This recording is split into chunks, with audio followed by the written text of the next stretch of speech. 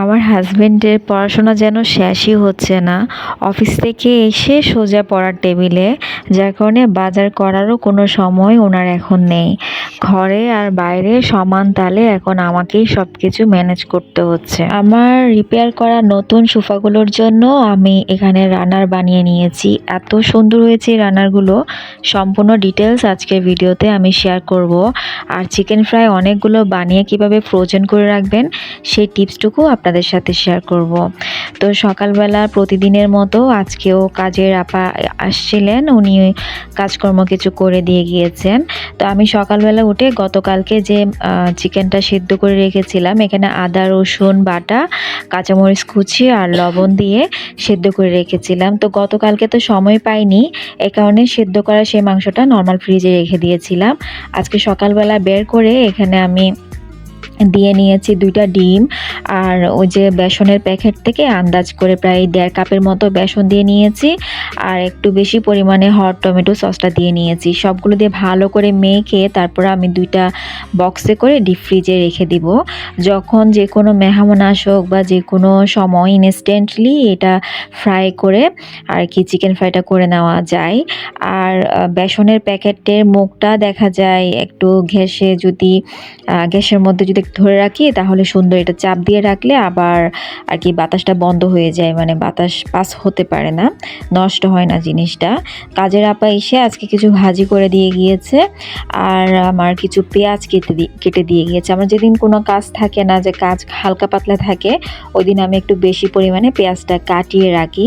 পেঁয়াজ আদা রসুন এগুলো যদি ফ্রিজে যদি কাটা থাকে, যে কোনো রান্না ইনস্ট্যান্ট করতে আর ঝামেলা পোহাতে হয় না। আজকে আমি হালকা কিছু রান্না বান্না করে নিয়েছিলাম, আর এদিকে হচ্ছে সকালবেলা একটু ঘুমিয়েও ছিলাম কাজকর্ম শেষ করে। তারপর আর কি পাশের বিল্ডিংয়ে এক ভাবির কাছে আমি মোটামুটি ছোটোখাটো মানে যেগুলো সেলাই করার প্রয়োজন এগুলো দিই।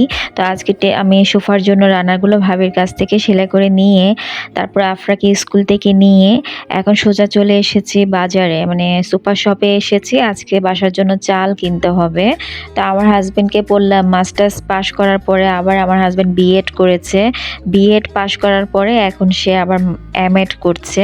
তা আমি বললাম, এত এত পড়াশোনা করে কি হবে, এত এত কেন পড়াশোনা করতে হচ্ছে। আমার হাজবেন্ড আমাকে যেটা বললো, পারলে তুমিও আবার নতুন করে সব কিছু করো, পারলে তুমি পিএইচডি করো। আমি তো মাস্টার্স পাশ করলাম, কিন্তু সে বলে যে পড়াশোনার কোনো শেষ নাই, ডিগ্রি অর্জনের কোনো সীমাবদ্ধতা নাই, যত ডিগ্রি অর্জন করতে পারো করে নাও। তো আমার আবার অত বেশি ধৈর্য নাই যে এখন আবার নতুনভাবে আবার আমি বিএড এমএড এগুলো করব। আর আমার হাজব্যান্ড এখন এমএড করছে, সামনের 18 তারিখ থেকে তার ফাইনাল পরীক্ষা, এই কারণে তাকে আর কোথাও খুঁজে পাওয়া যাচ্ছে না। অফিস থেকে এসে দেখা যায় সোজা পড়ার টেবিলে। তো বলল যে কয়দিন একটু তুমি ম্যানেজ করে নাও। তো আজকে আমি আবার এসেছি এখানে চাল কিনতে। আর আমি নর্মালি দেখেছি আমার বাসার কাছাকাছি 2টা সুপার শপ, একটা হচ্ছে প্রিন্স বাজার আর একটা হচ্ছে স্বপ্ন। তো আমি দেখেছি তুলনামূলকভাবে নর্মাল যে বাজারগুলো, মানে কাঁচা বাজার সদাই যেগুলো মাছের আইটেম বা এই জাতীয় জিনিসগুলো, প্রিন্স বাজারের তুলনামূলক দাম একটু কম আর স্বপ্নতে একটু বেশি থাকে। এটার কারণ কি আসলে আমি এখনও জানি না, কিন্তু 2টার কোয়ালিটি আমার কাছে সবসময় একই মনে হয়। তো যাই হোক, চালটা কিন্তু সবসময় আমরা স্বপ্ন থেকে খাই, স্বপ্নের চালের মানটাও ভালো, দামটাও ভালো। তো যাই হোক, এরপরে হচ্ছে রিকশাওয়ালা মামাকে বললাম আমাকে লিফটে তুলে দিতে, ওইভাবে আর কি নিয়ে আসা। তারপর আর কি ভাবির থেকে তো এগুলো রান্নাগুলো বানিয়ে এনেছিলাম। ও হ্যাঁ, আমার হাজব্যান্ডকে বলেছিলাম একটা আমার জন্য ফিক্সড হিজাব আনতে। আমার 2-3টার মতো ফিক্সড হিজাব আছে, যেহেতু রেগুলার আমি ইউজ করি। তো আরও একটা আনতে বলেছিলাম, যেহেতু আগেরগুলো বেশ অনেক দিন ধরে আমি ইউজ করছিলাম। তো ওটা নিয়ে এসেছে। আমার মুখের সাইডে মানে যেটা মানে হিজাবের ফেসটা আর কি একটু ছোট মনে হয়েছিল, আমি আবার ওই ভাবিকে দিয়ে একটু লুজ করে নিয়েছি, রাবারটা টাইট টাইট হয়ে থাকতো পড়লে, তো এটা একটু লুজ করে নিয়েছি। আর এদিকে রানারগুলো বানিয়ে দিয়েছে। রানার বানানোর পরে কিন্তু আরও অনেকগুলো কাপড় থেকে গিয়েছে, আমি এগুলো গেঞ্জি কাপড় নিয়েছি। আপনারা যারা রানার নিতে চাচ্ছেন এ ধরনের, আপনারা আমার থেকে নিতে পারবেন। আমার পেজে কিন্তু গত একটা ভিডিওতে আমি যখন কাপড়গুলোর ছবি দিয়েছিলাম যে আমি গেঞ্জি কাপড় কিনেছি রানার বানানোর জন্য, তো পেজে এক আপু আমাকে মেসেজ দিয়েছেন, উনি নরসিংদী থেকে, ওনার ওখানে গেঞ্জি কাপড়গুলো পাওয়া যায় না, আমি যদি পারি ওনাকে এই ধরনের রানার বানিয়ে দিতাম। উনি আমার কাছে ছবি চেয়েছিলেন যে রানার বানানোর পরে কেমন হবে। তো ওনাকে আমি বললাম যে আমি ভিডিও পোস্ট করব রানারগুলো বানানোর পরে।